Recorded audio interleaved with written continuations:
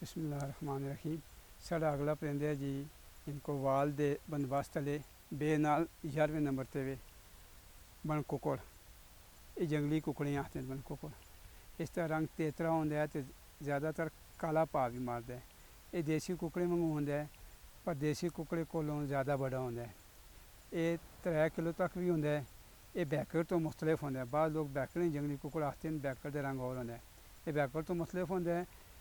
ये मांग भी देसी कुकड़ी वाली ये बांग भी देसी कुकड़े वाली लंबी देंदा है। ये फजरी सवेले उच्चा दंदी तो चढ़ के ते बांग देंदा है।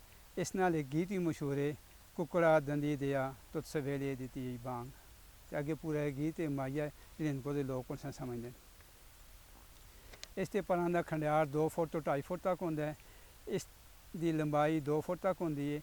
ज़्यादातर ज़मीनों पर दौड़ता है। इसका कद 2 तो 2.5 फुट तक होंदा है पर किरे किरे दंदी कोल पहुँचता है तो एक लम्मी उड़ार मारदा है। पर इसकी उड़ारी इतनी लम्मी होंदी है कि एक नले तो दूए नलियाँ पहुँच चलता है। बास कर लोग ये गल भी आखते हैं कि कई उन्हें जंगली कुकड़ा उड़ारी मारदा देखा है जिन्होंने वजन घट हो, एक ही पहाड़ तो दूए पहाड़ तक भी उड़ते। अगर दंदी इस मंगे आ जुले फिर आप चाह करें होता। इस तो अगला साढ़े को परिंदा जी ये बे नाल शुरू होने आखिरी परिंदा साढ़े को 12 नंबर पर बगला। बगले का लफज बगल तो निकले दा, यानी इस लम्मियां लम्मियां लत्तां ते लम्मियां लम्मियां बगलां होंदियां, लम्मी लम्मियां कच्छां होंदियां इसदियां। इसका गाटा भी लम्मा होंदा है, इसकी चूंग भी लम्मी होंदी है। ये ज़्यादातर पानियों ते अरोइयां ते कट्ठें बिच होंदा है। ये ठंडियां जाइयां ते भी होंदा है। ये उन्हां जाइयां बिचों जुल के ते कीड़े मकोड़े खांदा है।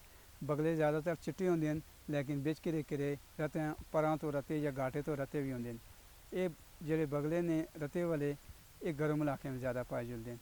पर अजकल ये 12 में साढ़े पासे जिस भी गाड़े वालियां बना होन उत्थे आंदे। ये साढ़े कोल बगलें ते बन जिथे अस रिकार्डिंग करने इत्थे भी आंदे ने बगले ते ये अपने शिकार उड़ करदे न।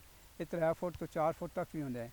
इस ते परां दा खंडियार भी 3 फुट तो 4 फुट तक होंदा है। इस दी लंबाई गट समेत 2.5 फुट होंदी है। ते बड़े बगले जेह्ड़े न उन्हां दा शिकार बड़े बड़े परिंदे भी बन जुलदे ने। इसकी चूंक चूंक ज़्यादा लम्मी होंदी है। ये चीज़ां छंडा छुंडा नहीं कोरा लगांदा है, खा जुलदा है, निगल के खांदा है। तो बगले की सुनियाई भी मशहूर है। पर अगली गल जिसले पैरां देखते हैं तो कूंजा उन्नी गल मुड़ के उत्थे रुक चलता है।